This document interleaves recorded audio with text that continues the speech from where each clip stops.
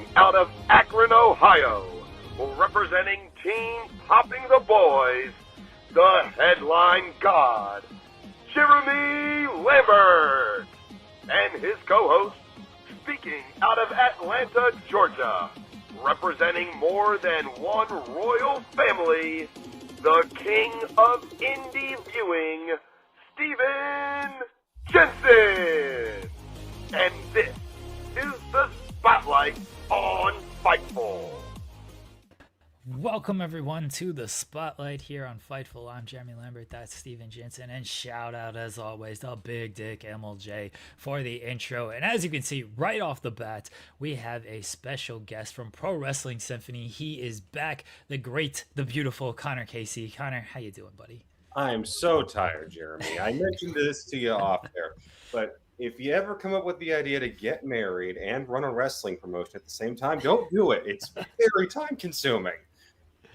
Yes, you mentioned to me, I knew you were getting married soon. I knew you launched the wrestling promotion here over the past few months. I was like, that alignment there is that's a tough balancing act with two things, because there's a lot that goes into a wedding for people who have not done it. There's a lot that goes into it. I don't know how involved you are, but my lovely wife took care of a lot of that stuff, and I feel like it's more brides doing the work than the groom. But it's you're still obviously very involved with it, and then running a wrestling promotion, launching a wrestling promotion. I know a lot goes into that as well. So bless you. It definitely helps having a supportive partner. So bless my future wife Jessica for putting up with me through a lot of this. Yeah. And speaking of supportive partners, happy anniversary to my wife as well. It is our anniversary. We're celebrating 3 years today. 3 great years with my lovely wife. So all right, tell us about the show coming up here, Connor. What's going on this weekend? A couple special things with this one. First off, first time in a new venue. We've done Brooklyn Bowl last 4 months. This time we're heading to East Nashville. It's the East Side Bowl. Jensen, you might be familiar with that area. For sure. We've got it's our debut as a live stream on IWTV for the first time. We have our first championship match. The IWTV tag titles will be on the line. 4825 is taking on Colby Carter and Tom Latimer. Oh my goodness, he broke out the Jaden Newman merch. I'll rock out the Ichiban numero uno, number one, Jaden Newman for that. Man, come on. But it's Colby Carter and Tom Latimer going on. We've got Richard Holiday coming back. Teriyaki's debuting. Latimer's making his debut. Cruel's back. This was not intentional, but we will literally have the MLW World Heavyweight Champion and the NWA World Heavyweight Championship in the same building on the same night. They're not wrestling each other, and this was in no way what we intended, but it just kind of happened, and it's a happy accident. But no, this one's going to be nuts. So, yeah, I'm trying to help spread the word on it. Hell yeah. What's been we've been having you on like kind of throughout, the shows, almost every show. I think maybe last month we didn't catch up, but pretty much everything else. What's been the kind of the feedback you've gotten now that you're really rock and rolling now, doing this on a regular basis? What's been the feedback from like the wrestling community and also like the people in Nashville? Well, it's twofold. From the fans, it's been nothing but support, especially for the locals here in town. They've been hungry for a product like this. I think it's only fitting that our first live stream show is in the same building where SUP had their final show before they had to fold. Their last show being SummerSlam weekend back in 2022. As from the wrestling community, I think one of the things that really hit me in that, wow, this is really working and that we're doing something right, was when the PWI 500 list just came out. And we were able to say, we've had 16 guys that were on that list on our shows. And I don't know how many other any of the companies our size can say that. So to be able to say that not even a full half year into this, it's pretty wild. And when I think of some of the names that have reached out saying, hey, I want to be a part of this, myself and the other owners, Roy Miller and Pat Dooley, we kind of pinch ourselves being like, this is real, man. We're part of the conversation now. And we're getting to be on the journey with some of these guys like Richard Holiday, like Cruel, who are the talk of the independent wrestling industry right now. And here they are coming to our shows and making this one of their mainstays. And I can't be more grateful for that. It's awesome. You had Cruel on in the weeds, and he said nice things about the show because he had that busy travel of like Toronto, LA, Toronto, and then Nashville, like, and so he's like, yeah, but it was a great show, and he said nice things about it, so it's good to see him back as well. And you mentioned it, I mean, MLW champion, NWA champion in the same building. What is it going into working with? I know they're independent contractors, and they make their own schedules and everything. But do you have conversations with the people kind of in MLW and NWA when their champion is involved? Not directly. If there are certain parameters some of their guys will have, then we have to they'll usually the wrestlers will tell us. I'll give the example with Cruel. We didn't know he was winning the MLW title and then going to be on our show the next day. And we didn't know until we were sitting there watching his main event with Riddle and Dijak and being like, oh, shoot, he won. I guess the title's on the show tomorrow. And we're like, do we make it a title match? Absolutely not. I am not having Court Bauer call me. But we did have him go out with the belt. There are certain things that some wrestlers like, hey, if you're a champion and your show is being live streamed, whether or not you can lose and in what way, certain restrictions suddenly come up. Luckily, I will say with the IWTV crew, they have been nothing but supportive and very communicative. So the fact that we were able to get these tag titles defended on this show and not have anybody come up to us and be like, hey, what the hell are you doing? Why are you advertising this? Who said you could book this? Is the kind of freedom that you learn to really appreciate. I appreciate that, speaking of Cruel, that you're having him go up against Crazy Steve, because Crazy Steve is a guy who I feel like most, it makes sense obviously, but I feel like most people who know about him through like TNA, and that's like on like the larger scale. But he's a guy who, when I lived in Nashville, I feel like I saw him all over the place. I'd see him doing the Nashville Fairground shows and stuff like that.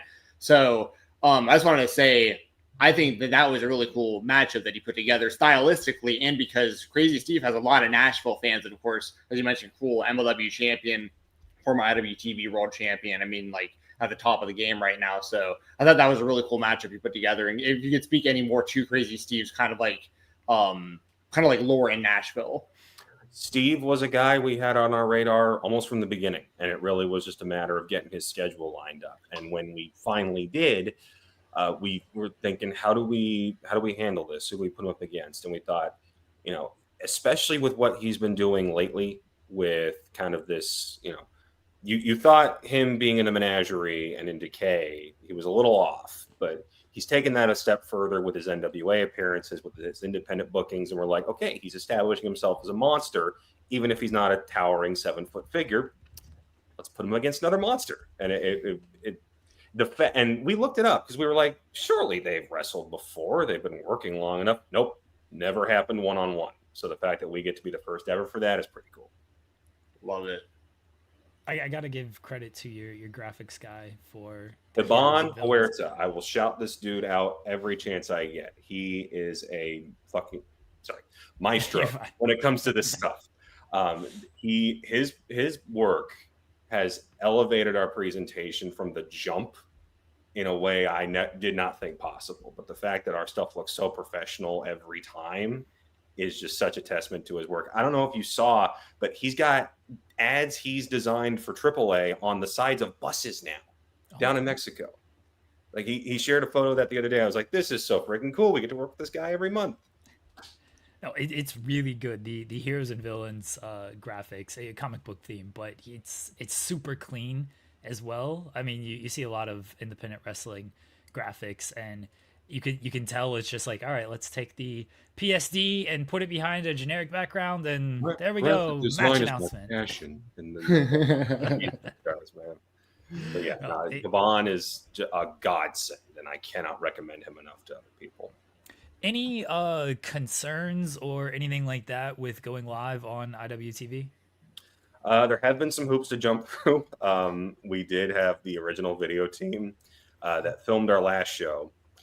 They had to back out of this one over some personal stuff. So and the fact that they had live streaming capabilities was why we announced this to be live streaming. So we had to scramble over the past couple of days. We found a solution, so everything should go off without a hitch. But no, that was just, we knew that was a jump we needed to make at some point, and best to do it now than wait 2 years to do it and still not know what the hell we're doing. So better to do it now, work the kinks out, have a killer show either way. The people are going to be able to see it. It's going to be fun. I look forward to the challenge, even if I don't get to be behind the scenes running around the entire time this time. Because that's the one thing is, like, last show we had Shane Mercer versus Mad Dog Conley. Having watched it back, easily the best one of the best matches we've done so far. I didn't get to watch it live as it was happening because I'm too busy handling other stuff the whole time. So now that I get to be out of commentary live, I'm not going to get to miss a minute of this one. So I'm actually looking forward to that. What's I don't know if you can speak on this or not. It's okay if not, but what's the plans for distribution as far as, like, it'll be live on IWTV, and then will the replay also be IWTV and then also available on YouTube, or all IWTV for this one? You nailed it. It will be streamed live. The replay will be available on IWTV, and then we will cut up the matches individually and put those on our YouTube channel. We've been meaning to do that with this most recent show. We've had some issues getting a hold of the footage. Once we have it, the first place it'll be going is IWTV, followed by YouTube. We're trying to get it to as many places as possible. But the folks at IWTV, we were in talks with them very early on, and when they were like, we're all for it, bring it on. You can put these anywhere. It's like, perfect. Let's do it. Well, it also feels like, this is just from a fan perspective, but, as somebody who was aware of, and subscribed to Powerbomb.tv back in the day, which of course became IndependentWrestling.tv, and Southern Underground Pro was like a big part of that platform, like real early on and everything, with y'all kind of picking up where they left off in a lot of ways. Like it feels right that I can go on IWTV and watch all shows. And there's obviously a lot of crossover talent. And like you mentioned, the IWTV Independent Wrestling tag team titles on the line with, of course, Jameson Shook and Jaden Newman. I also like that you have the Action Wrestling World Champion Tim Bosby on this show, booked against Jeremiah Plunkett, who's like another like big time veteran, especially like the Southeast. What was kind of the idea of putting this one together? Because once again, stylistically, as a fan, I'm really looking forward to that matchup. Bosby was a name that was very high on our list almost from the jump, no matter what Dylan Hales says. No, it was really just a matter of, we got to get him in here. And when we did, we thought, okay, how do we show off what this guy can do? Because there aren't many amateur style, Kurt Angle is the immediate comparison, but there aren't many guys like that on the independents right now. Usually they get scooped up right out of college and they're on LFG or NXT or what have you. But the fact that we got somebody like this in the area, physically dominant, fantastic amateur wrestling background, had to bring him in. So then we thought, okay, who do we put him up against? Well, let's get him a veteran. And we landed on Plunkett. We just thought, to use the phrase that SRS loves to use, sirloin beef sons of bitches match. And we just expect these two to beat the absolute hell out of each other. And it's one of those where we go into every show with the mindset of, book a show that I would want to go see anyway. That if I wasn't running it, I'd still go pay a ticket to go watch it. Tim Bosby versus Jeremiah Plunkett, I never seen something like that. Let's go watch it. Nixie XS versus Alexis Littlefoot versus Jazzy Yang, daughter of the great Jimmy Wang Yang. Like, that stuff you're not going to see anywhere else. So hell yeah, let's freaking do it. That's the stuff that we always will jump at the chance to try and make a reality. Will Dylan Hales be in the house? Like, will he be there in Bosby's corner, or like, is he unannounced? Will he be? I don't want to break any surprises if he's unannounced. But I'm a big Dylan Hales guy, being a big sub raps, Southeast Indie guy. I'm always on the lookout for what Dylan's up to. So if I know Dylan Hales, he'll be at that show whether we ask him to. Okay, gotcha. So stay tuned. Have you gotten any advice or had any like maybe any advice that you had gotten from any of the other people who have been promoting in the Southeast for like a long time now, someone like Dylan Hales or Scott Hensley or Matt Griffin or like any of these kind of guys, Dump Sanders. I mean, the list goes on and on of like these established Southeast territories that have been around for a long time at this point. Like, have you had any collaborate? I mean, obviously there has to be some level of collaboration because you're using a lot of the same talent, using their champions and so on. Have you gotten any advice from any kind of like the veteran promoters or anything like that? Well, we've definitely been in talk with Jaden Newman running TWE. TWE, of course. That's been a big point of contact. We've had a few conversations, obviously, with guys like Dylan. I haven't had the pleasure of meeting Matt over at Action Wrestling. I'd love to. The guys down at New South, but I tell you, a big source of our, advice has come from the agents that we've hired to work backstage. Plunky being one of them, Carrie Awful of the Carnies being one of them. Jaden's done some agenting work. We had Jerry Lynn at not this show, but the show before that. He wasn't running anything backstage, but we immediately went to him after the show. We're like, feedback, you got me. And he did. And it actually, we directly used what he told us and we applied that to the Toxicity show. And I think it was all the better for it because that's a brilliant mind. And honestly, we're open to take advice from, any of the great minds that have operated in this business.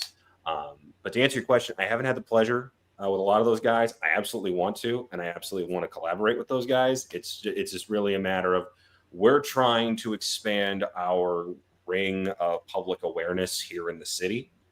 And that's kind of where we want to plant our flag. Once that is more concrete, then we're going to look at some of these other companies and be like, hey, let's make something crazy happen and go from there. One more follow-up, Jeremy. I know I'm like going on, but I didn't want to forget to ask because you glanced over this. What was the feedback, if you can say, that Jerry Lynn gave you that you were able to apply? Sure. So Jerry is one of the things that I think makes him so brilliant is that his pieces of advice will sound so simple, and yet so many people overlook them. And then when you just listen to him, you're like, oh, he was 100% right. Why didn't I just do that from the start? And for him, it was, okay, he's watching the show. He wasn't able to tell right away who was the face and who was the heel in any given match. There were a lot of matches where both guys would start. They'd both be trying to get the crowd riled up. They'd both be trying to get their stuff in the shine. And then, okay, somebody's going to do something evil, but it's going to take about 5 minutes to do it. And then we're like, okay, now we know who the heel is and who we should actually be cheering for.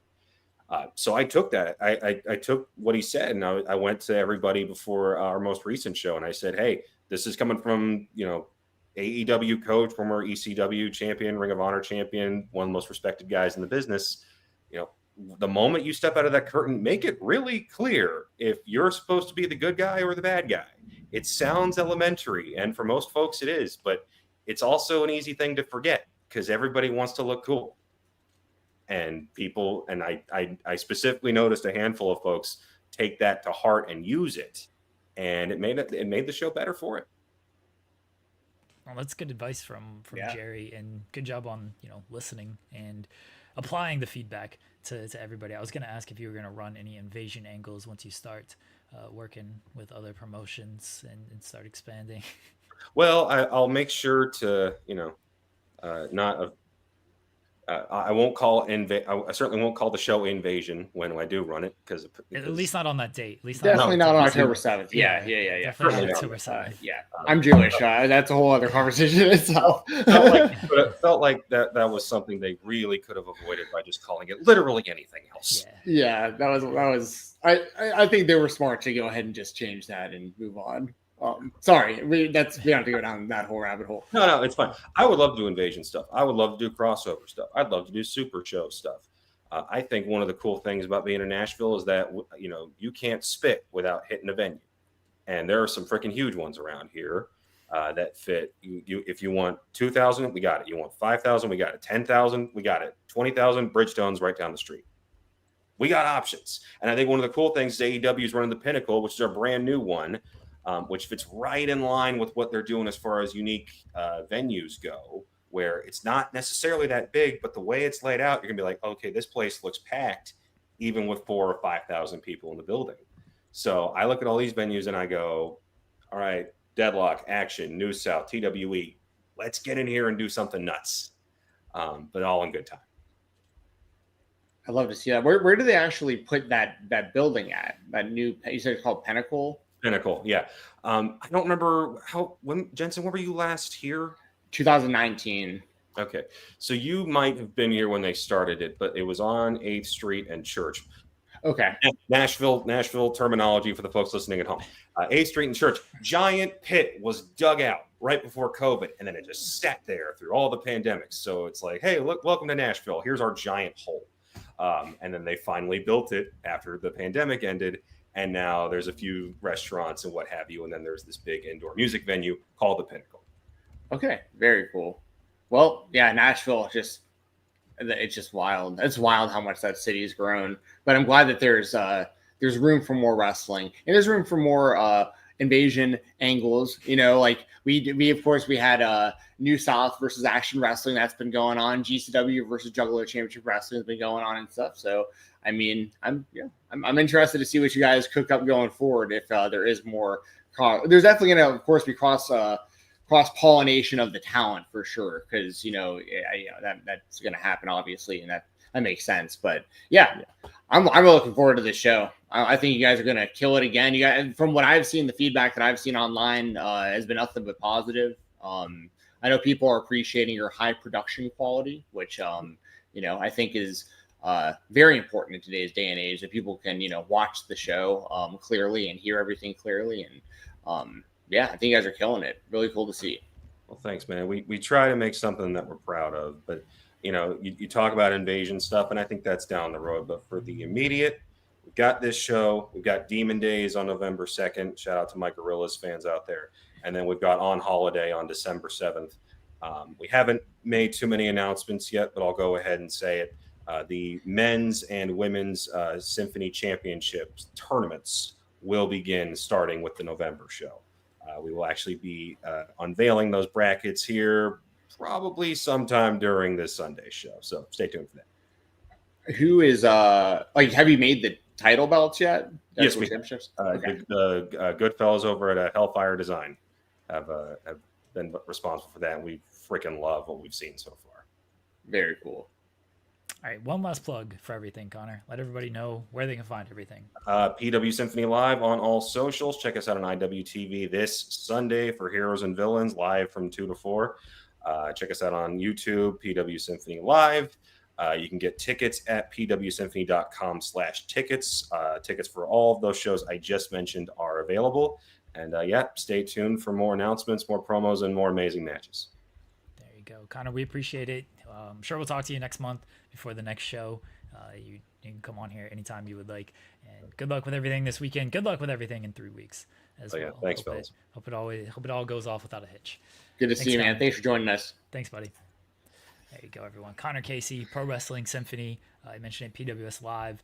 Go check it out. It's on IWTV this weekend. So if you have IWTV, you still use the code Fight Talk? I think it's still active. Go ahead and use it. Try it out.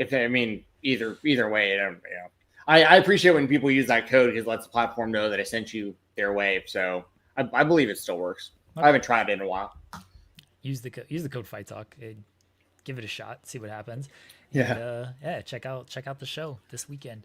We appreciate Connor coming on, and we are scheduled to be joined by Cabana Man Dan here in a couple minutes as well. They got a show. They got a cakewalk. We bullied them into doing this cakewalk, and so we're gonna get more information on that and find out how we can contribute to this thing. Well. Hopefully. I mean, I'm pretty sure Dan's joining us. We touched base last week about it. I sent him the link, so hopefully he joins us. If not, we can still bring up the. Did you get the graphics I sent you? Yeah. We'll wait and see if and when he joins us, but either way, we'll at least be able to show the graphics. I love that we helped will this into existence by. So I don't even remember how was it originally our conversation with him, or did it become a theme on our show for a while that we were like talking to everyone about cakewalks for like a few weeks? I feel like no, I don't even remember. It started with Oh, I'm gonna forget his name, and I'm so terrible. It was Big about Dave. this. It was Big Dave. Yes, I know it's Big something, and I wanted to say Big Mark. Yeah, Big Dave. It started with him, and I don't even remember how it started. I think we were just talking about like middle school or something, or like county Yeah. fairs, and I think I just brought up like, you ever do it's cakewalk, and Big Dave was like, yeah, I love cakewalks, and so it just became a thing. And then Dan joined us like the following week, and then Dan mentioned it to us because he was like, or he might have even been in the chat that day because he's friends with Dave and everything. But yeah, Dan mentioned to us of like doing the cakewalk. So it started with Big Dave though. He deserves credit for also kind of getting that ball rolling a little bit there. That's funny because I remember thinking it'd be a funny idea to do a KOB cakewalk where it'd be like the members of the KOBK group, the like scariest like group of dudes like Brett Eisen, Mose, and Luther X and Big Dave, and these dudes like walking around trying to get the free cake. Just such a funny idea to me. But I mean, I guess we'll give Dan a few minutes to see if he joins us, and if he doesn't, we can move on and jump back into a conversation with him if and when he joins us. But what else is well, actually, you know what? Before we get into anything, I'm going to run an idea by you. It's non-wrestling related. Okay. But I either dreamed this or I was watching y'all on ITW or something recently. Have you been rewatching Breaking Bad? I've rewatched Breaking Bad. I'm all the way through it. I'm on Better Call Saul now. Okay, I remember you mentioning, like, I think like around the time you started the rewatch, I happened to be watching ITW, and it ties into what I'm going to talk about. So I've watched recently a lot of Walker Texas Ranger. Okay. And I hate to break this to everybody, but Vince Gilligan stole like everything about Breaking Bad, Better Call Saul, El Camino. Like that entire universe is straight ripped off from Walker Texas Ranger, including like the majority of the cast. Like most of the people, the actors and actresses, are also on episodes of Walker Texas Ranger that have to do with a lot of the same subject matter. So my point is that I'm probably going to spend a lot of time for no reason, but my plan, I have a lot of time off coming up from work, end of the year, holiday time coming up, vacation time. I'm going to spend a lot of that time rewatching the entirety of Walker Texas Ranger, and then rewatching Breaking Bad, and then creating a YouTube video explaining how Vince Gilligan stole all of Breaking Bad from Walker Texas Ranger. So that's my big plan for the holiday season. And we have an even bigger plan right now because we do have a guest here today with us. Another guest. We just had Connor Casey on, and we are going to be joined now by another returning guest, a guy that I've known about for a very long time now, and someone who's near and dear to my heart, being an old school fan of Southern Underground Pro. We have the returning, that's my Dan. We got Cabana Man Dan in the house. Dan, how's it going? How you doing, Dan? Oh, you're muted. Oh. We'll get the technical figured out here. How about now? Any better? Oh yeah. We got you now. There we go. Cool. Hello. How you doing, Dan? I'm good.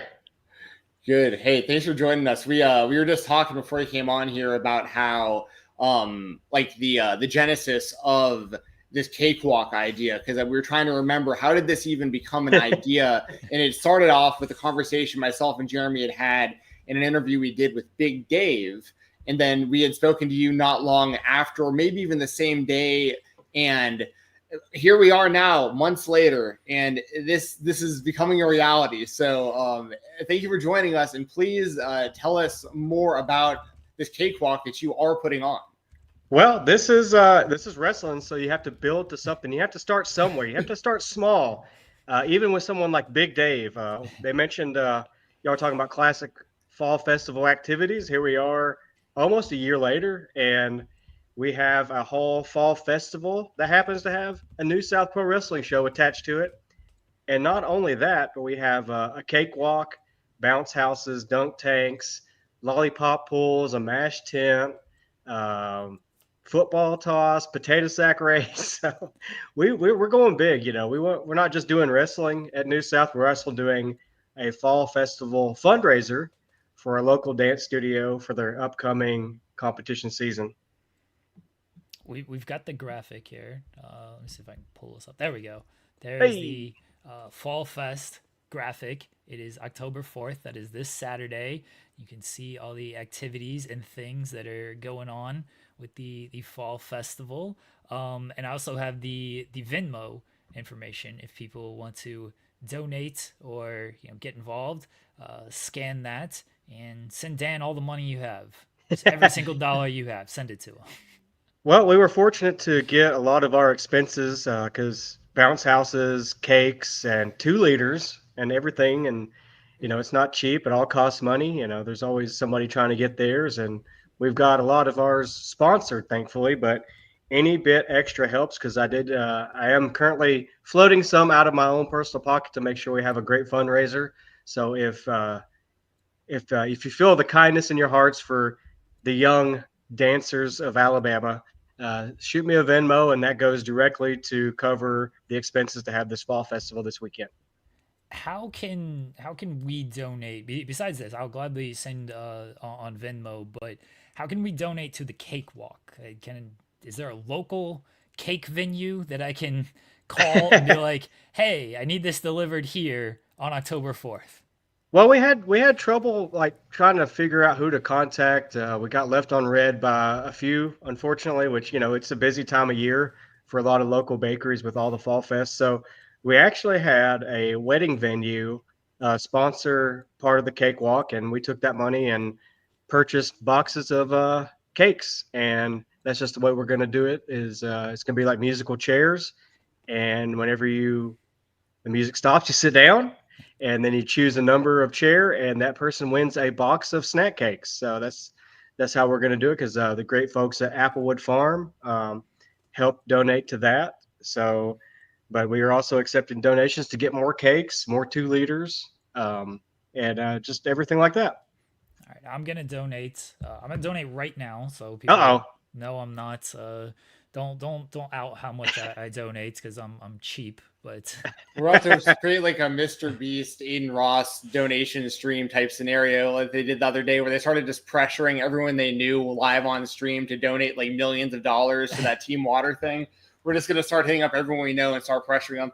But have you guys filled up your sponsorship spots already, Dan, or how exactly does that work? Well, essentially all of them but 4, all but 4 activities got a sponsor. There's still time to do that, obviously, for like the football toss, 2-liter ring toss, the mash tent, and I think one other thing. I have to go back and look. But we are getting some signs made for sponsors that they'll be displayed at each activity to thank them and maybe to get some awareness for their business or brand that they haven't seen before. So every activity has a sign thanking the sponsor. And there's still time to do that. It just won't be the same type of sign because I had to order a bunch of political type signs. I'm talking about the yard signs. And if not, I can still get some 11 by 17 signs printed out and laminated. So we can make it happen up until tomorrow, really.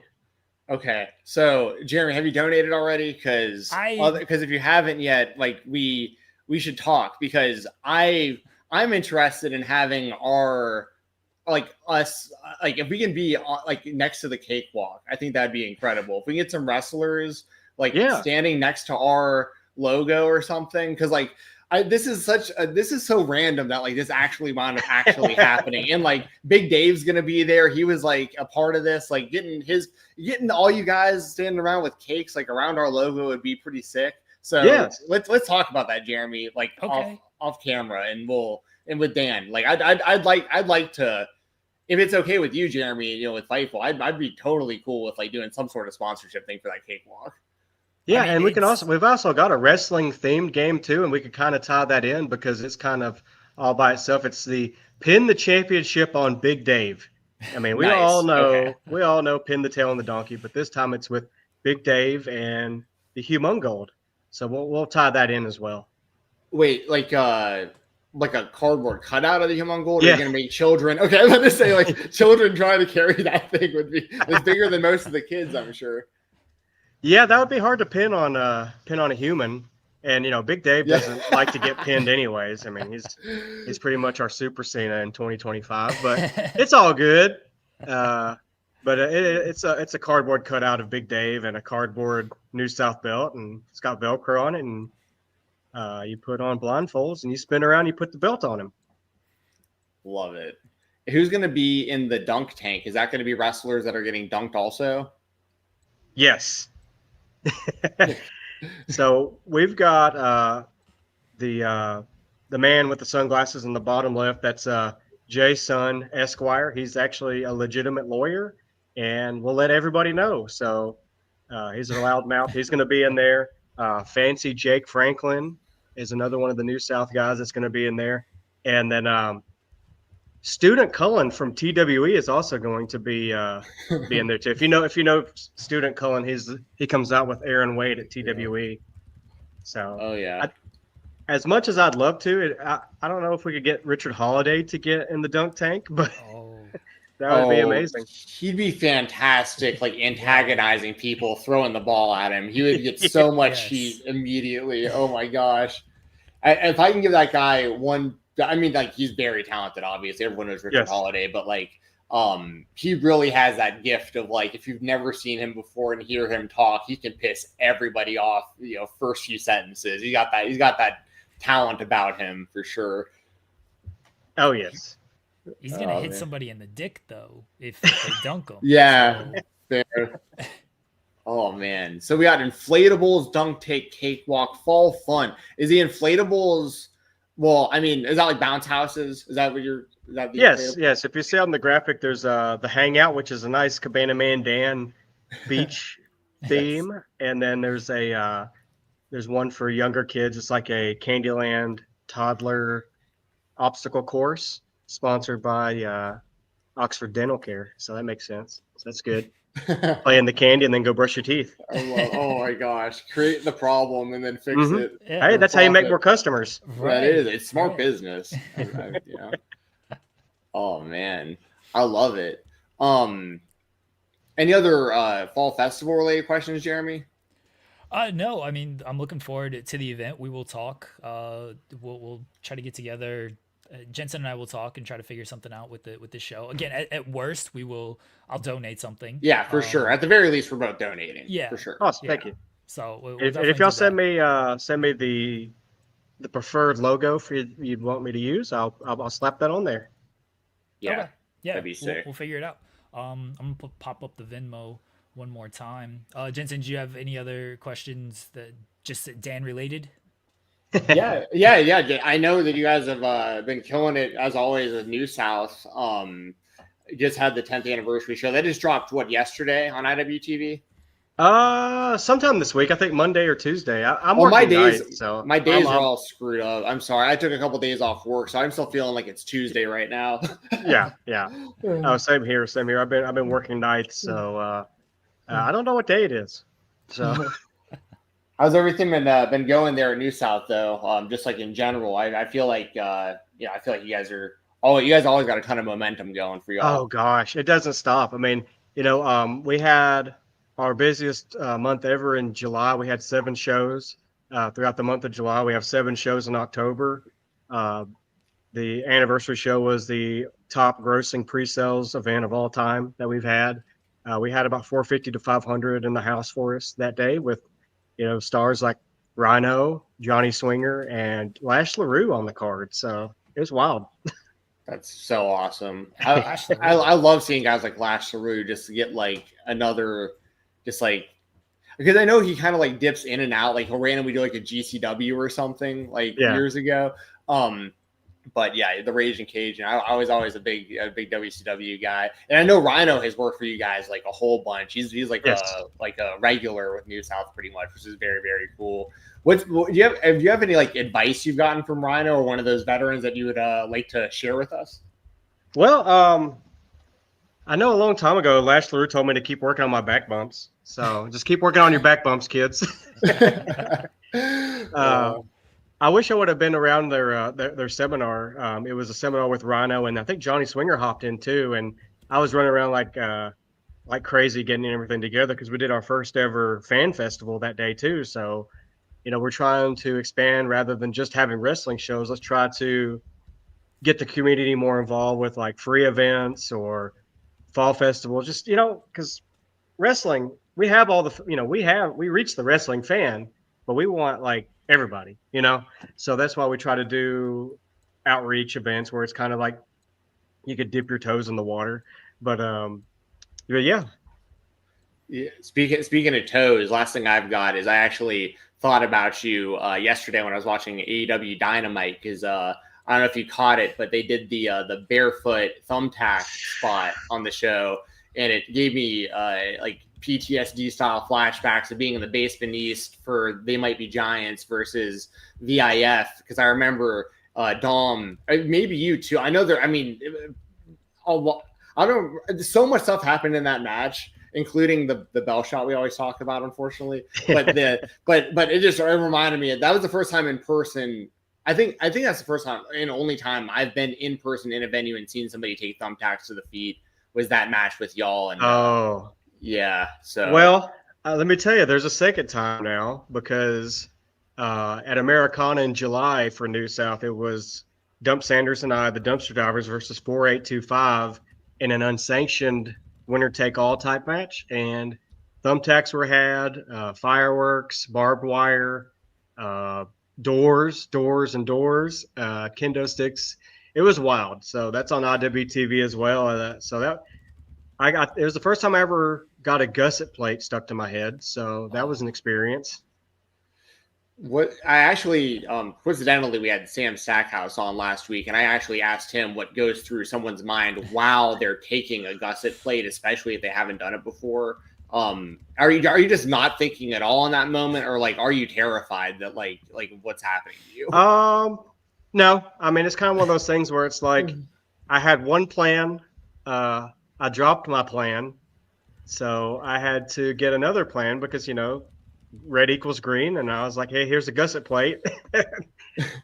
I just kind of went with it. I was fired up in the moment.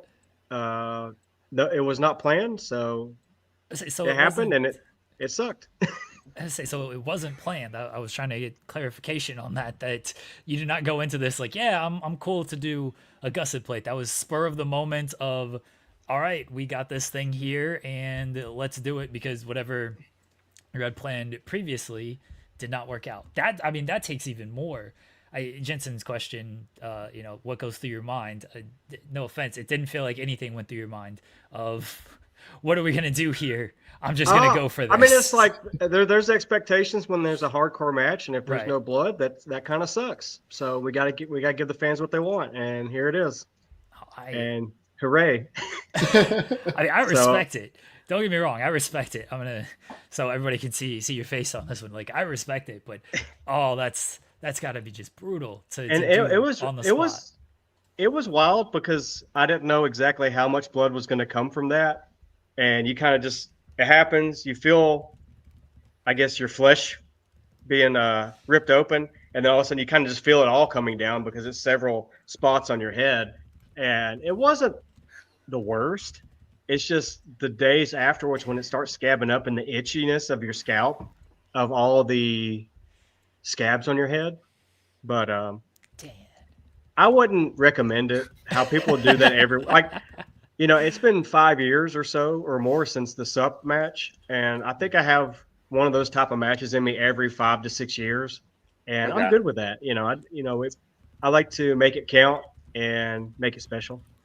Yeah, I appreciate it. I mean, like, because the other side of that is, everyone's got nothing but love and respect for someone like Matt Tremont, but like, he has just a forever hematoma on his forearm. I mean, because literally every weekend, even throughout the week while he's working, I mean, he is just getting busted in every single match. So I like, obviously I cover the deathmatch scene. I'm very familiar with those guys and respect them and everything like that. And, different flavors for different fans and stuff like that. I totally get it, but I also totally respect if you want to do that like never, or do it like once every 5 years. Yeah. And the bad part is, like, the thumbtacks were introduced so freaking early, and they were all over the ring for over half the match. And there's a photo of me standing on the ropes because we had an action invasion that day too. And we chased them off, and you could see like in between my toes, there's a thumbtack just sticking in the top of my foot in between my toes. And they were just all on my feet. It was bad. And you don't realize it. Like after the first few, I guess your body's like gets in adrenaline mode. You don't feel the rest of them. It's just later. It sucks. It sucks real bad. Yeah. I that's rough. I mean, I always get freaked out when like I'm like so many fans have become a bit desensitized to seeing thumbtacks because like we've seen them so many times. But what really freaks me out is once they start bouncing around and getting in random places of the ring, and I'm like, I'd be terrified to land on like one or two way more than I would just like taking the big bump into all of them. You know what I mean? Like an unexpected one in a place you're not expecting, just on a random bump would just, or in your feet is like worst case. Oh, which yeah. is happening to you. But probably didn't come on here to talk about this. Open up wounds. Yeah, Literally. yeah. No. On the show. You're good. It's been a really fun run at New South for me and Dub Sanders, especially with the action and TWE program, and then working with Jaden Newman and Jamison Shook for several shows. Excellent talent. They got a lot of really bright future ahead of them. They hit hard. They bring the fight, and they brought some of the best matches out of me and Dump that we've had in our tag career. So nothing but up for those guys. They still suck, but I respect them. Hell yeah. Good stuff, Dan. Yeah, Dan, one last time, let everybody know about the show going on Saturday and anything else you want to get out there. Yeah, we've got the show. It's in Jacksonville at the Jacksonville Community Center soccer fields. We're going to be under the pavilion from 12 to 6. You can come see a fall festival, $10 to get in, kids 5 and under free. Wrestling at 4 o'clock, featuring a huge main event, New South Championship match, Richard Holiday versus Big Dave Weavers. And at the last event, Big Dave was pinned by Richard Holiday in a non-title predicament. So Richard believes that he should be holding the belt. So he'll have his opportunity to prove that this weekend. You got one pop up the Venmo there for Yes. everybody as well to donate, get stuff going. And Jensen and I will talk after the show and get something out there. But regardless, we're gonna donate something, and we appreciate you guys. Doing a fall festival. It seems like a lot of fun for the kids and everything, but kind of piggybacking off of the cakewalk and bringing that to the wrestling sphere as well, because that was kind of an out of nowhere thing when we were talking about Big Dave, and so it's very cool to see you guys like follow through and do something like that. Yeah, following through is always good. It's looking like if we have a success this year, we'll do it again next year, and it could be a big thing. We don't know what it's going to do. It could meet or break expectations, and we got to get bigger next year. We've got a petting zoo. Also, we're going to have alpacas, pigs, and goats. So that was a nice late addition. We've got a local animal sanctuary that's donating their time and animals to us too. So that's cool.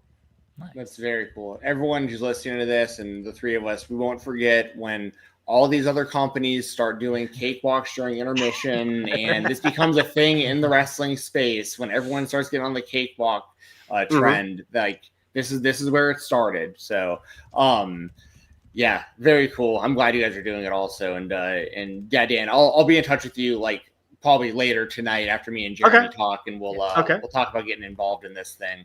Hell yeah. Appreciate it. And thank you to everybody that catches this episode and donates later, or, just shares the flyer online. You can find it on X, you can find it on Facebook, Cabana Man Dan or New South, on those platforms. Just a share is equally as good as donating if you can't donate. Well, we appreciate it, Dan. Good luck with everything this weekend, and yeah, we'll be in touch. All right. Thank you so much, guys. Thanks, Dan. See you, dude. Peace. Yes. Awesome. We got to kick Dan out. On. I can kick Dan out. There we go. Okay.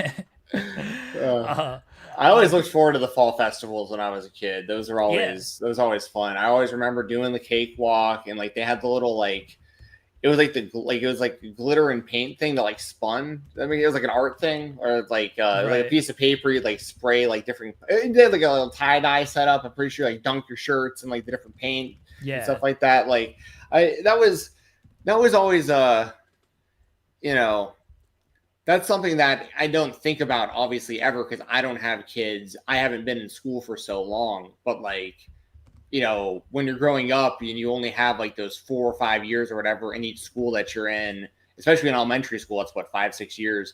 That's like a big event for everybody, like the whole family to get together and stuff and like go to the fall festival. So I think that that's super cool that they're going to have wrestling, you know, wrestling stars there, like local wrestling stars from New South and stuff like that. And yeah, dude, we could not do something. We got to get our logo or something next to that cakewalk. That's just too perfect. If we can get a picture of Dave next to our logo at the cakewalk, this whole thing is full circle. Yeah. So, anyways, yeah, we can talk about some you know, other wrestling companies, I guess, for the next hour or so, or next half hour or so. All right, let's get into our WWE spotlight. Where's the bumper?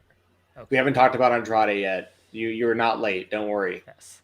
We haven't talked about any of our spotlights this week. Oh, indie spotlight. Our two guests were our indie spotlight for this week. And we are doing a little bit of a shorter show, as I mentioned at the top during our interview with Connor. It is my anniversary, and as much as I love Jensen, I love my wife more, and I would like to spend more time with her than Jensen. I didn't ask you at the top, was we don't have to go long on this obviously, but like, have you guys done any? I saw a picture of y'all, I think on like maybe your wife's Facebook, maybe like you guys like just like walking around outside or something today. Yeah, she posted a photo on her social media as well, but yeah, we go to every year we go to where we got our wedding photos done. It's this little it's this little like river down by down by a hotel. And there's like a boardwalk. It's not like a busy boardwalk or anything, but there's like a walking area, and nice. That's where we got our wedding photos done on our wedding day. And so every year we go there and get a photo there for our anniversary. And then we went to breakfast at a little place down in the little downtown area. And then we just kind of hung out and watched Love Is Blind. And I tried to do as little work as I could possibly do today. So I actually had a pretty chill and calm day with everything. And then tonight we'll watch more trash reality television and, you know, eat some food, eat some ice cream, stuff like that. Nice. Sounds like a good anniversary day. That's awesome. Good to hear. Yeah. All right, let's get into our WWE spotlight, everybody. I need to finish the story. In the WWE, the story never finishes. John Cena, his last match is official, December 13th. We don't know who he's facing. It will be in Washington, D.C. It will be at Saturday night's main event. Jensen, who are you predicting that John Cena will face in his last match? That's why I wanted to make the spotlight today for the WWE, because I don't have so much of an answer as I want a little like back and forth discussion. And also anyone who's in the chat right now, please let me know who you think is going to be John Cena's last opponent. And if you want to also include why, that's, you know, feel free to elaborate on why you think that as well. But even just the name is more than enough. I want to get a gauge for this, because at the beginning of this whole run, my prediction was Cody, and I was pretty firm on that. I thought that they would either wait until they did that as like the big last match, but once, you know, Cena did the heel turn and we knew it was going to be WrestleMania, then the SummerSlam thing. Now I'd actually be surprised if it was Cody at this point, because they've already accomplished what they needed to with the John Cena Cody stuff. About the title back on Cody.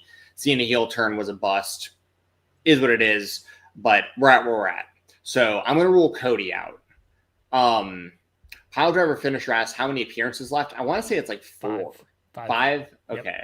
Yep. There's Crown Jewel against AJ. There is 2 Raws. There's one in Boston and one in MSG. There's Survivor Series, and there's the retirement match. Okay. I saw Gunther in the chat from Will McLean. That was someone on my radar. I could see him being one of the... So I'm going to brainstorm a little bit on who I think some of these opponents could be if there's still 4 left after AJ, but like that final one is the one I really am trying to figure out. So I would say... And like Powder finishes as Copeland. Before we even get into that conversation, Is that even possible? Or is he is, because I even saw Chris Van Vliet, who I like Chris a lot. I think he's like one of the best interviewers in wrestling. But I saw him add some like fuel to that fire, probably unintentionally, but I saw him on one of his shows he did recently. He said he interviewed Edge fairly recently and thought that his deal was coming up around October of this year, but that also probably wouldn't have accounted for time missed to injury and stuff like that. So it was never October of this year. I'm pretty sure October of next year. Okay. Yeah. So we're gonna rule out. I'm pretty sure he signed a 3-year deal. He is. Copeland has said that as much. He said this during the summer. He's like, I got 18 months left on my deal. So yeah, I'm pretty sure his deal is up at the end of October of next year, which would make sense that it was a 3-year deal, not a 2-year deal. So that's barring any Hail Mary, somehow AEW and WWE working something out, which I do not think is going to happen, but that's really the only way it possibly could. Yes. Powder Finisher mentioned Jericho. I don't think Jericho would be his last opponent, but that would be incredible. Like I mean, as a Jericho fan, and they have history, obviously, with like that was one of Cena's first big feuds. I think that's going to be another issue of contract because Jericho's deal goes through December with AEW. Now, if he is leaving and they know he's leaving, do they let him out early to do the Cena thing on December 13th? I don't know. But as it stands, as the information we know, his deal goes through December. So I was thinking when it comes to someone like Jericho or Copeland, and once again, this is literally just like spitballing. This isn't me like thinking this is. Oh, I'm saying for you and for like anyone who watches this, I'm trying to get out ahead of it because some of what I'm going to say is going to sound crazy, but there's reasoning behind it. So remember back years ago when Ben Askren and Demetrius Johnson got traded, but like it wasn't actually a trade. It was an agreement to let them out of their deals at the same time and then let them sign technically as free agents. Part of me was like, well, was Andrade maybe something like that where WWE was like, we're going to let him go early because like he doesn't want to be here for various reasons. It's not working out. We'll let him go early in exchange for you letting us do this or that. I don't think that's happening. I just want to say that like we've seen things like that happen in mixed martial arts where like, you know, there wasn't actually a trade that went down, but like one company kind of scratches the back of the other because it's mutually beneficial for whatever reason.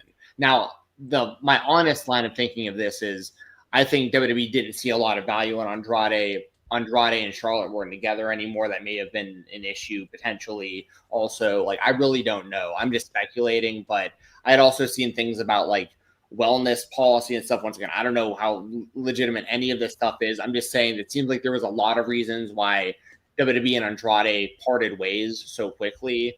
So I don't think that WWE values him in the way where it would be like, well, we'll let Andrade out early if you let Edge have one match with us kind of thing. Like, I don't think that that's what's happened, but I just wanted to throw that idea out there that like maybe something like that is possible in the future because we also have to keep in mind, like people forget and never bring it up. Like WWE allowed Jericho to come on Austin's podcast while under AEW contract. Like, it's not like it's complete. They wanted to do that Billy Gunn crossover thing, but like wouldn't give AEW a shout out or whatever the contention there was. So like it's been, as a fan, I would like for something like this to work out. Like I would love a situation where it's mutually beneficial for Edge to just go over and wrestle John Cena one time as a favorite of John Cena. But I just don't think the WWE is ever going to look at it as, I think in WWE's mind, there's nothing that AEW can do that's going to bring enough value to them that it's an actual trade, an even trade in their mind. That all makes sense. Yeah, I agree with WWE's probably not going to do anything like that. Now, I understand your point of, did they let Andrade out? They didn't want to do the non-compete clause, and then maybe they let Jericho out a few weeks early so he could do the Cena match. I don't think that there's anything to do with him. I think people took his oh, I'm leaving for a while, took that and ran with it way too much because of the timing, when the reality is, one, he's under contract for another year. Two, he's filming stuff and he's filming a movie. But people just wanted to, again, run with that when there was no real reason to run with that. Yeah, I don't think WWE looks at AEW and is going to be like, oh, we find you can do some beneficiary stuff for us, because it's always been the other way. I mean, you mentioned Jericho being on Austin's podcast. Like, that was a thing that Austin certainly requested, and they briefly talked about AEW, but it wasn't a overarching topic of the podcast. And AEW was very new at that time as well. It certainly didn't have 6 years of history. When Jericho and Danielson and guys sent in videos for Cena, that's one thing of just like, oh, hey, they're sending in videos for John to celebrate his career and everything. Like, that's very small level stuff.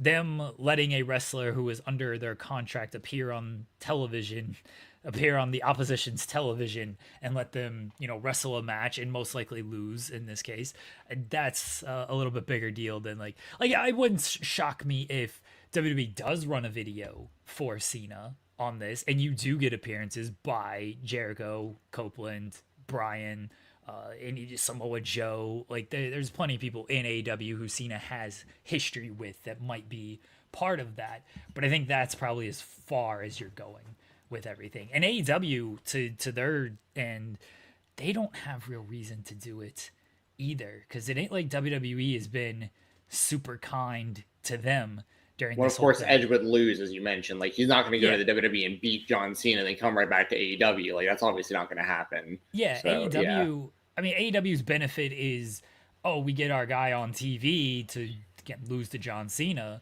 but that's really the only.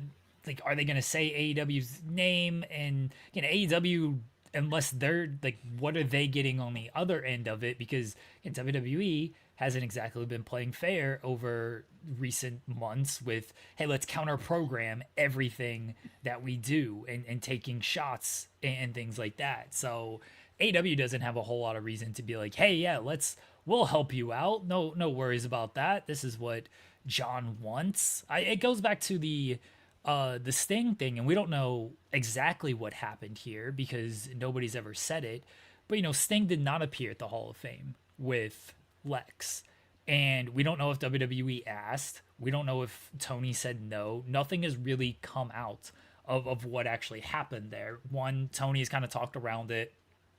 Two, again, no one's really like asked Sting if he was asked about it. No one's really asked Triple H if he was asked about it. They've asked Lex, and Lex said he requested it.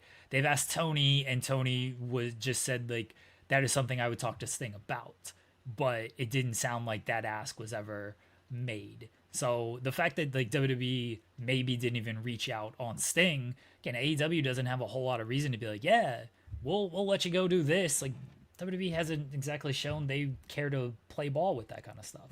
Yeah, you're totally right. So that's going to rule out probably those guys, which makes the field quite a bit smaller. Like, when you really think about it, because like you really want Cena's last opponent to be like as perfect as an opponent as we can for like various reasons. Like, is it someone he has? Because so like, is it Brock Lesnar for the redemption? I don't want that. I don't think many people want that. I don't think people want that to be his last match. But I feel like based on how that match ended, I feel like one of these next 4 after AJ is going to be a Brock rematch where he beats Brock. I just don't know why you would do that.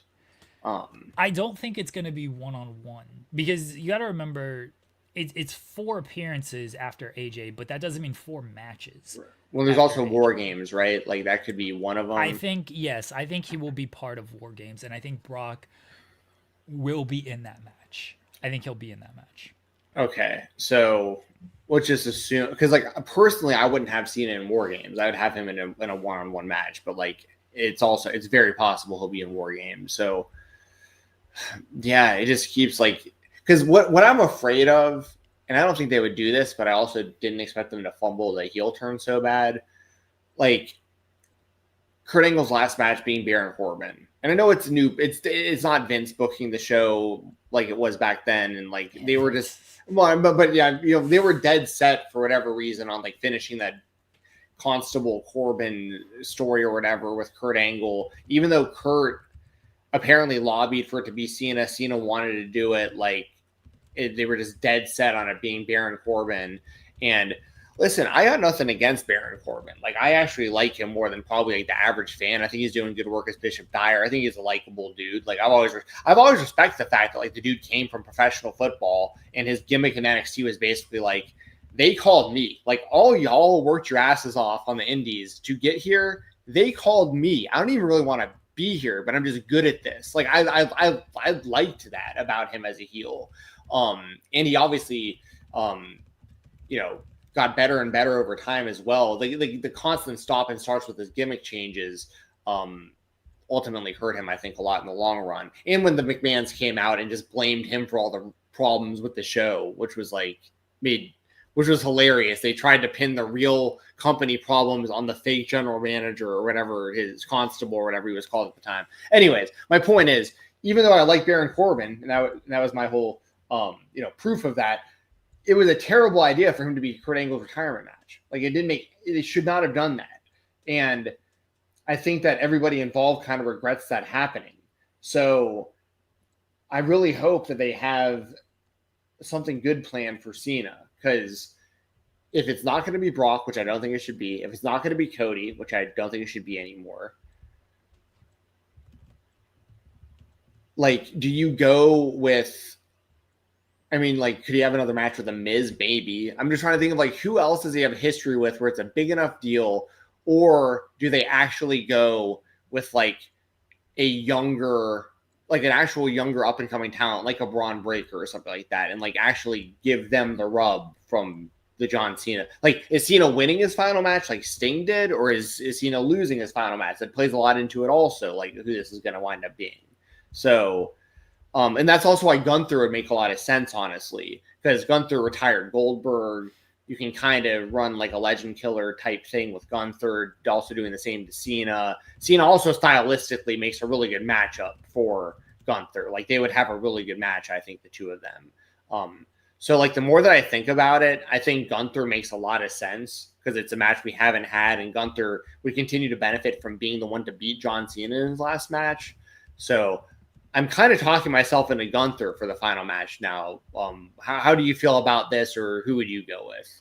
I pitched this a while ago, and I'm going to circle back to it because I think it continues to make sense the way I'm seeing things play out and the way I think it could potentially play out if Cena's in War Games against a team with Brock and the Vision.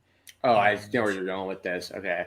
I think it could be Seth Rollins. Yeah, that also makes a lot of sense. And they have history too. They have a lot of history. Seth was kind of Cena's, besides AJ, he was kind of his big sort of last rivalry with everything.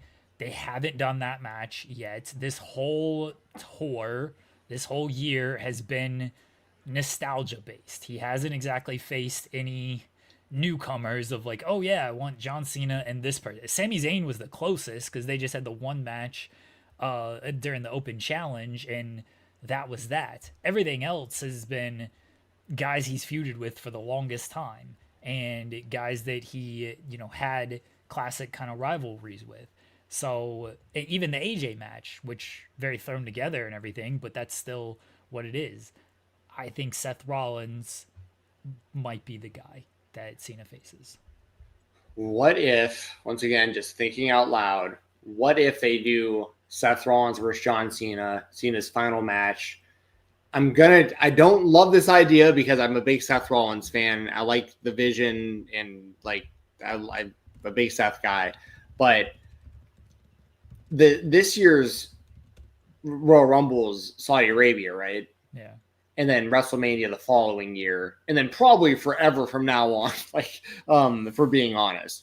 What if they had a swerve kind of, and Cena actually beats Seth Rollins in his final match, and he does retire as the number 8. He wins number 18. People didn't even expect that. We were just so dead set on 17 being the number. He actually wins number 18 and retires as the champion. But it's like, it's what he said he was going to do with the other title, but it's just with this world title as a babyface, and people celebrate it. He actually does retire as the real world champion or whatever, and then you go to Saudi Arabia for the Royal Rumble, that men's Royal Rumble match, like the world title, like the winner wins the world championship.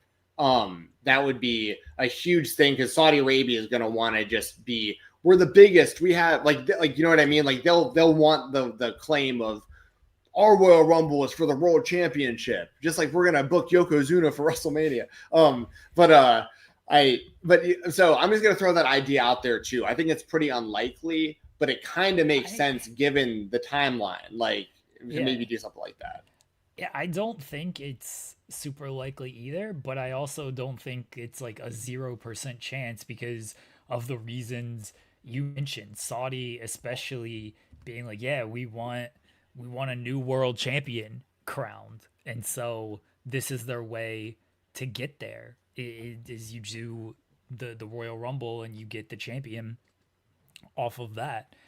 It's not as far-fetched as I would have believed however long ago. I think really the only thing that kind of hurts that is it's number 18 and they did number 17, but that was so bad that they might just want to almost erase it by just giving him 18. And it's like, oh yeah, remember John Cena's last title victory was actually good, and it was a good match, and it was a good moment, and it wasn't ruined by Travis Scott coming out there. Like they could 100% just look at that and be like, yeah, let's actually do that. So Cena's last title win, where he further sets the record, is a feel-good moment and not what we got at WrestleMania this year.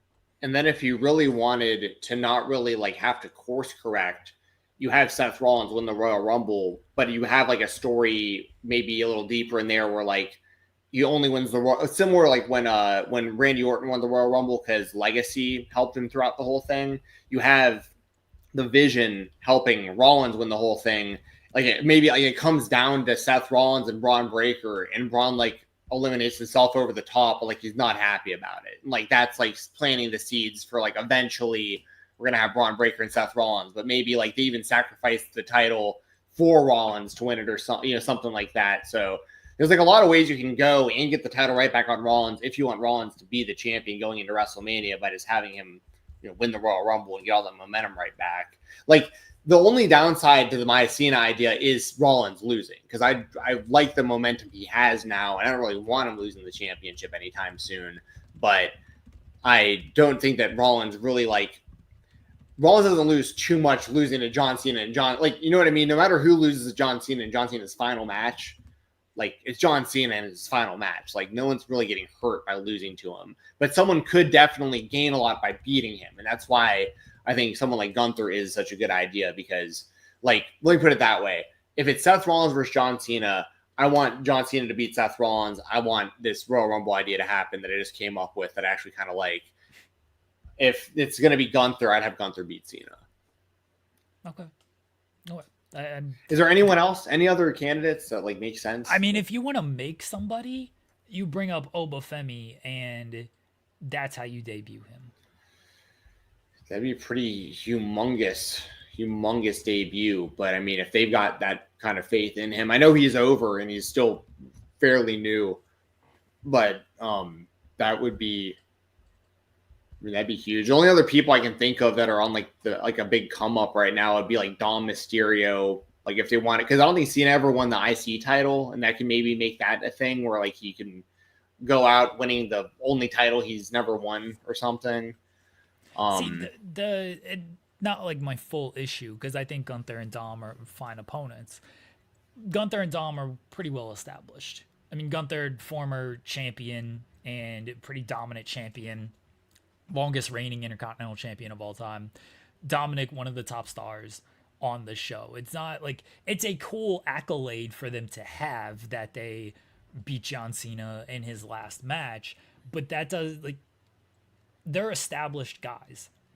That's not something they fully need to like get to another level or anything. Obafemi is a guy that isn't established, at least on the main roster. He's done nothing on the main roster. You immediately bring that guy in and have him win and have him destroy Cena, then quicker than Brock Lesnar did. Then it's like, okay, this guy is a killer. This is a guy who you immediately make him a player. See, and I would have said the same. I don't disagree. That'd be very interesting. But like if like Jacob Fatu is still a heel, for instance, I think you could say like the same thing about him. There was one other person I was going to bring up. Oh my gosh, I totally lost it. I'm sure it'll come back to me. I wish Kurt Angle was in shape enough to be able to do it. Obviously, that'd be complete full circle. Oh yeah, what I was going to say. This is a joke, obviously, but this is super long-term storytelling. So Cena's last opponent could be Brooks Jensen because he's the son of Bull Buchanan, who was B squared. And this is like long-term getting revenge for his dad.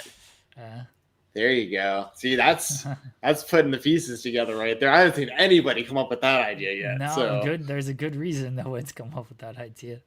Man, Brooks Jensen got to get it together because that dude's repping my last name, and no one's ever had that name in WWE ever. Wow. Man, like I really need that. I bought his signed trading card and everything because I was like, this guy's got my name, stole my name. The WWE employees that used to listen to the Weekender and steal my ideas totally took my last name for him. So hopefully,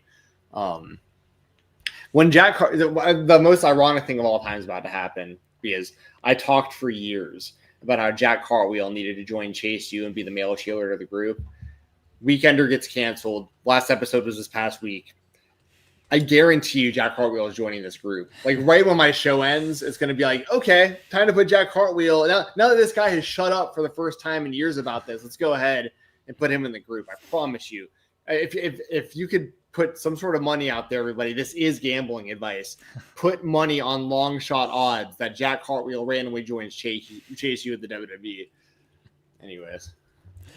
All right, let's go to AEW Spotlight. I'm old and I'm fucking tired and I work with fucking children. I'm tired of wrestling these kids that think they know everything. That was a complete misclick. I figured, but you hit us with the... Yeah, I clicked the wrong one, but it kind of works here in the sense that we have Andrade back in AEW, and he went from WWE to AEW to WWE to AEW, and pretty big moment him returning last night. I certainly didn't think it was going to happen. When he came out, like when he left WWE, I thought, all right, he'll probably just wrestle in Mexico and do some independence and stuff. It didn't seem like he ended AEW on like the worst terms in the world. I mean, Tony mentioned like he wanted to keep him and everything, but it also seemed like there was some kind of issues where, he's punching Sammy Guevara allegedly and things like that. So it didn't seem like it was the greatest terms that he left, but he is back. He's a member of the Don Callis family, just like everybody else in the world.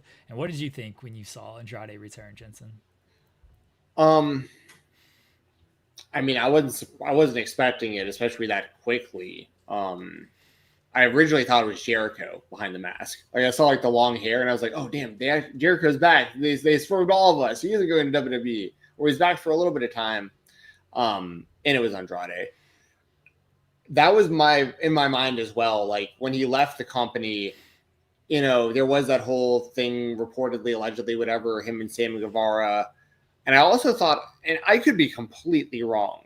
And there's also obviously like, rumors and speculation and stuff that goes along with all this. It all ties together, goes hand in hand. But like, I was under the impression that Andrade was like a Rusev type that like was refusing booking just like choices. Like maybe I'm wrong about that, but I thought like that was why he wasn't on TV like for such big stretches of time. Although towards the end of his run, he was I think he left after like the Continental Classic or something because he had a lot of really good matches I remember right before he left.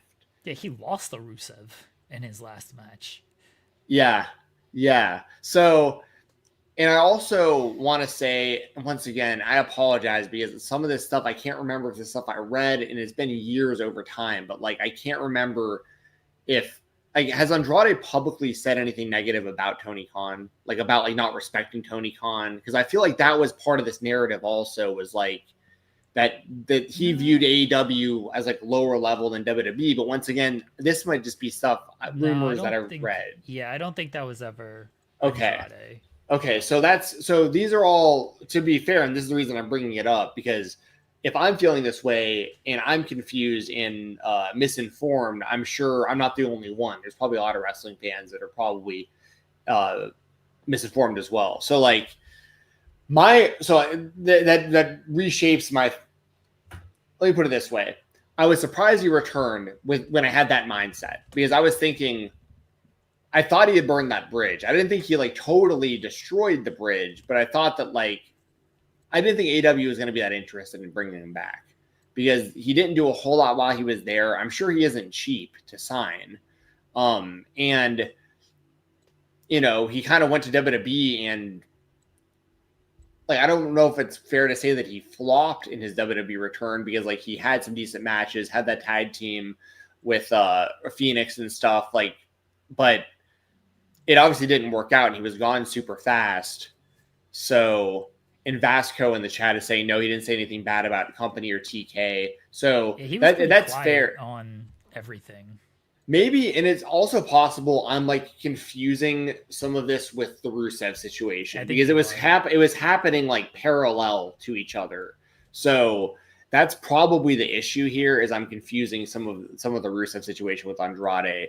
But I feel like Rusev is in pretty much the same situation Andrade was in the WWE. Although I guess isn't Rusev like wrestling Dom Mysterio for the IC title soon or something? He wrestled him on Monday. I'm assuming he lost, and Dom's still the champion. That's good.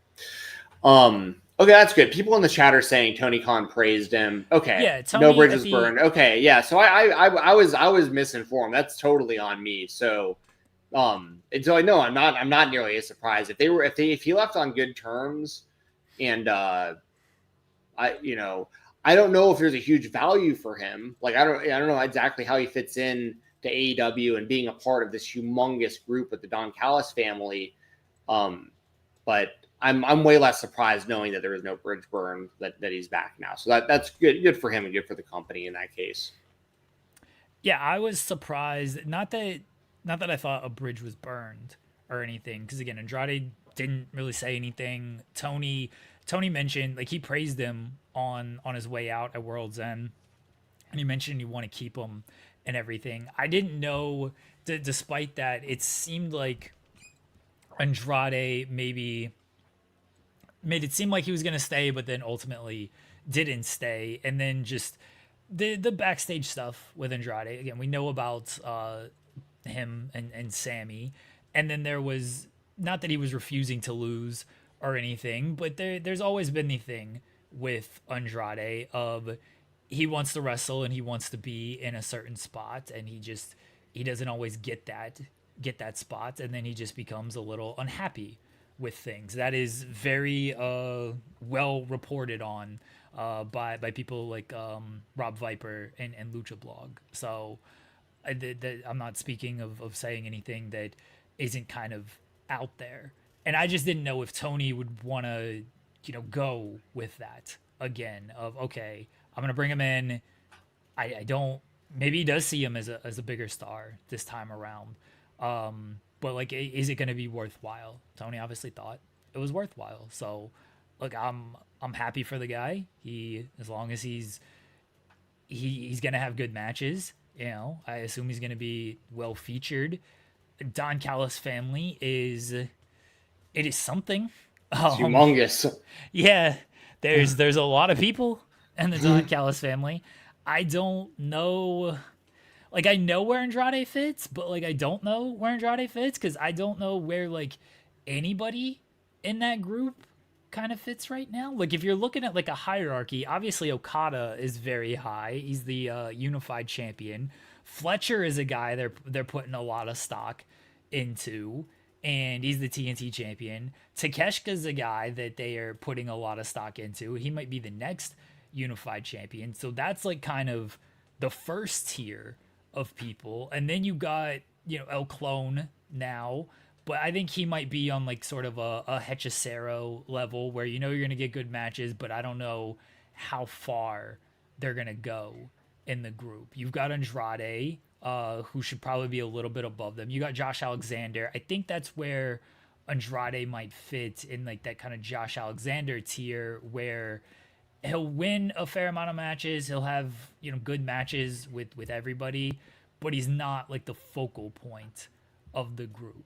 And then you have your lesser kind of tier with Lance Archer, and whenever Brian Cage returns, if he's still part of the group, and Wardlow's going to be out for a while. Yeah, Rocky Romero, he's at that bottom tier as well.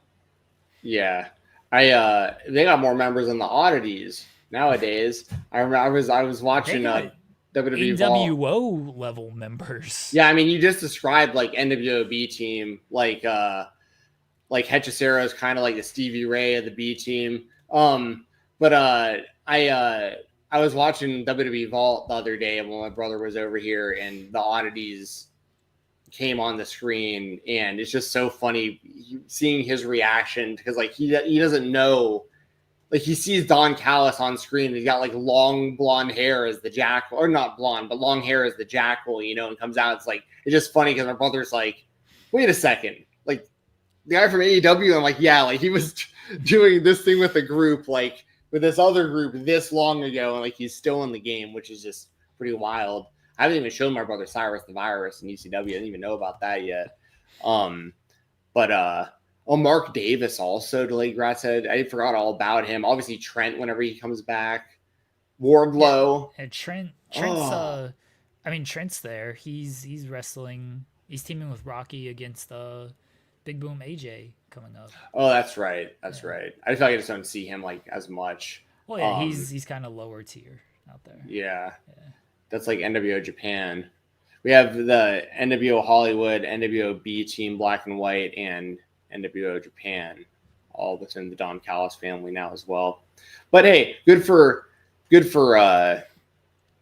Andrade and for AEW. Like, I hope it works out. I genuinely do. I really don't have anything against Andrade. It's just he's the first guy we've really seen bounce from WWE to AEW to WWE back to AEW. And I was there live in Atlanta. We're talking about burning bridges. I was there live when him and Cody literally were burning from that table spot in Atlanta. I was there live at that, and that was one of the most impressive things I've ever seen live at a wrestling show. And Andrade was one half of that moment for me. So like I'm always gonna have. Then of course, like I've always had fond memories of like Andrade versus Gargano, like some of those like really great matches he had in NXT and stuff. So like Andrade has shown flashes of greatness throughout his whole career. It's just a matter of like how does his puzzle piece fit into the puzzle for AEW in his return. But good for them. And it was interesting that WWE didn't make him do any kind of non-compete, and they just kind of separated. So I mean, maybe they thought that he wasn't going to go back to AEW because why would AEW want him? I think it's what you said earlier of I don't know how much like value they saw in him, and even if he did appear in AEW, they're like, okay, sure, go to AEW and deal with things there. So I think that's the more likely play or more likely thought process. And last thing I'll say about AEW, I know we're going to move on and shut the show off a bit early, but I just want to give a shout out and just let everyone know I'm looking forward to Samoa Joe versus Hangman Page. I saw Holbert tweet something earlier that I agreed with about. Obviously he's a big Samoa Joe fan, but he was the tweet said, in a time where so many top guys seemingly exist in their own universe, the value of Samoa Joe increases by the day. He was in 0-hour tags the last 2 pay-per-views, yet he needs one angle and one promo to be an enticing world title challenger, which is, that's the truth. Like that's such a huge, like, to be on that kind of level where you can go from kind of like lower card mid, like at any point you're immediately considered a credible title challenger for the world championship, like Samoa Joe. Like that's why Samoa Joe is like such a legend, like such an actual like OG, like so respected. So I thought it was super random that like wound up being the match and they set it up like kind of out of the blue. It felt like yesterday, but as a fan of both guys, like I am looking forward to Samoa Joe versus Hangman. Obviously, my prediction is going to be Hangman to retain, but I mean, like I didn't think Samoa Joe was going to beat MJF for the title when he beat him for the title, like because Joe's just that guy that like can always just pull something like that off because of his clout. So just want to throw that out there too. We'll talk more about that as we get closer to Wrestle Dream, but I was pleasantly surprised. Speaking of surprises like Andrade, I was surprised that Joe's the next title challenger, but I like it. Yeah. Joe is, I mean, he rules. Everything he does, there's a sense of gravity and he just elevates it. Like he is that guy that you can just put him into anything and he's going to make it work and he's going to talk with a conviction and he's going to wrestle with the conviction of like, yeah, this is important. Even if it's not important, this is important. And that's why he can just go from tag matches to world title because he gives off that vibe and that seriousness of, yeah, I'm that dude. I've always been that dude and no one should be fucking with me. Yeah, Samoa Joe. Absolutely. And one last thing, I know that you mentioned Big Boom AJ and Big Justice and those guys. Have you seen the video the other day of, do you know who David Dobrik is? He's like a big YouTuber, but he's big controversial. I'm not going to get into all that. But Dobrik was on an airplane, and the Big Boom guy, it was clearly a skit, but yeah, I just saw it the other day. They were on an airplane, and they did the boom, boom, boom, boom, and the whole airplane got up, and security escorted them from the airplane because they were yelling boom, in the middle of an airplane.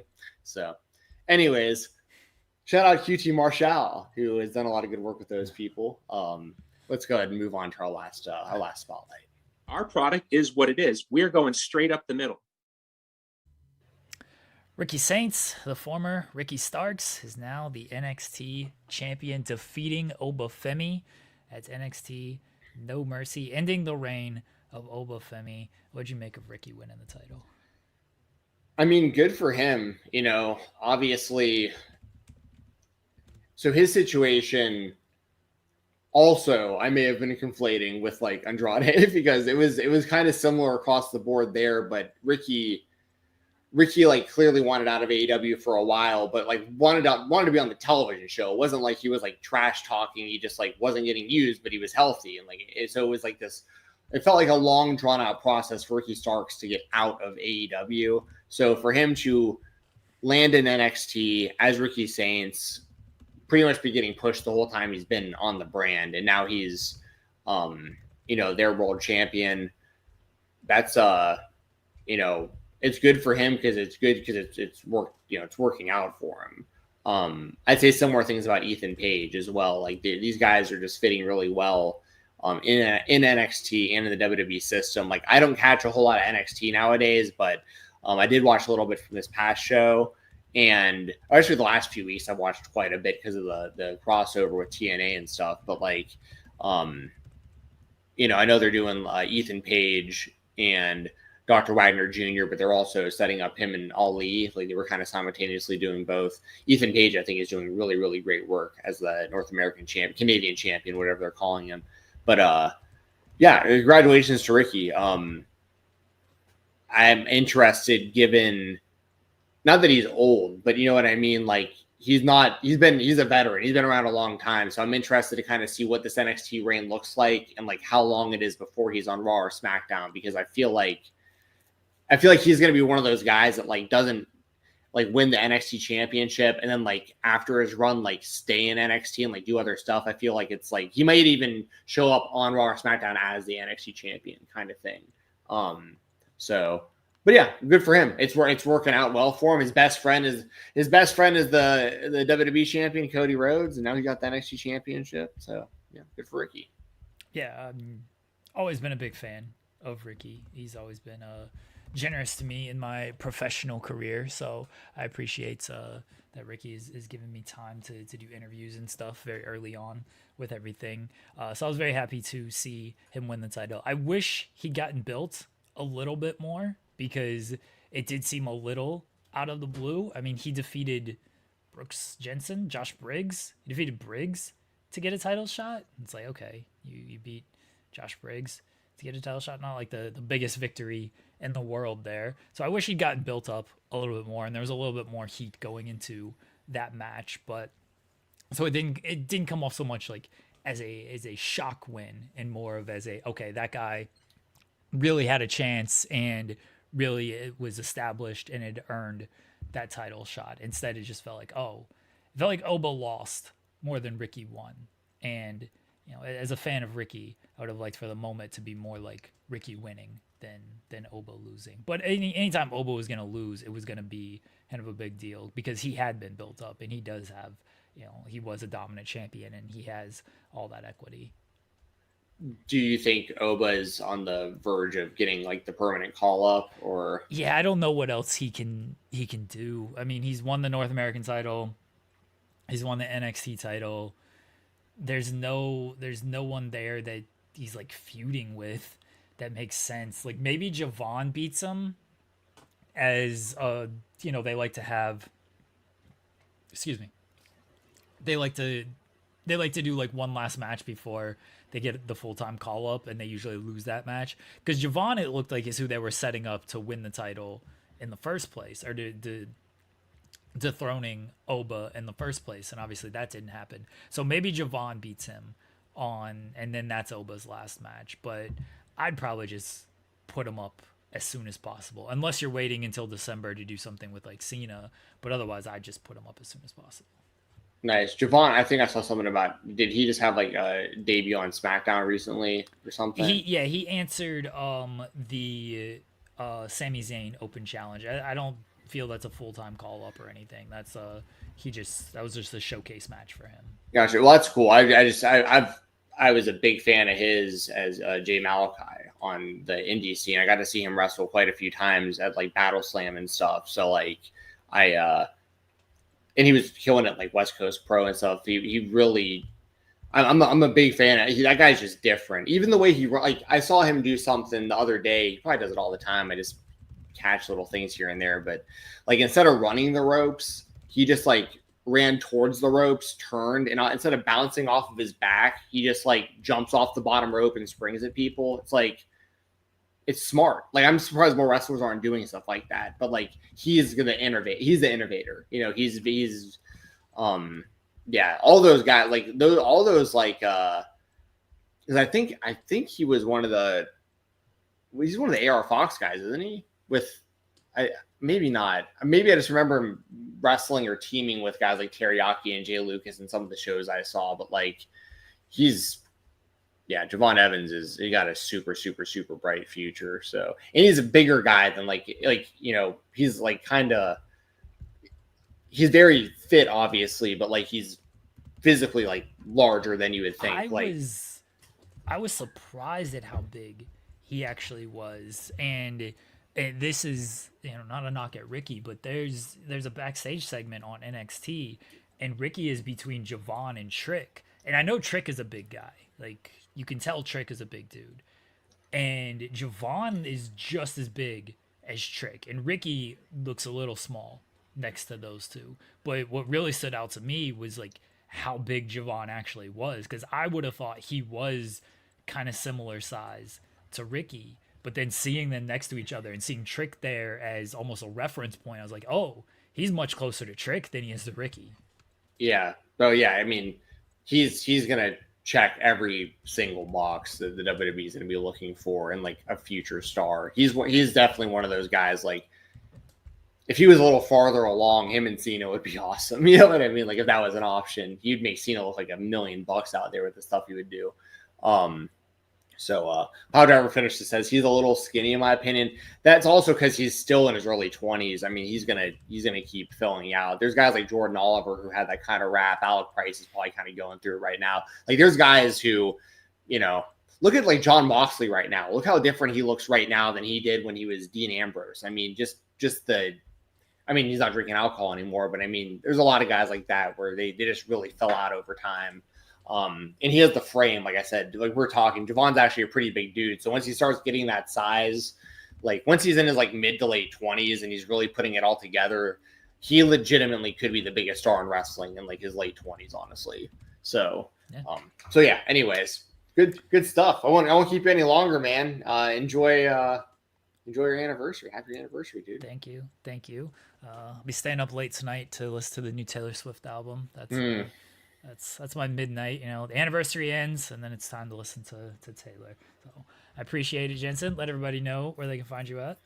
Follow me on X at Fight Talk _. As we talked about earlier, I think code Fight Talk still works on independentwrestling.tv if you want to use it and give it a try. Either way, support independent professional wrestling, whether it's that platform or any of the others.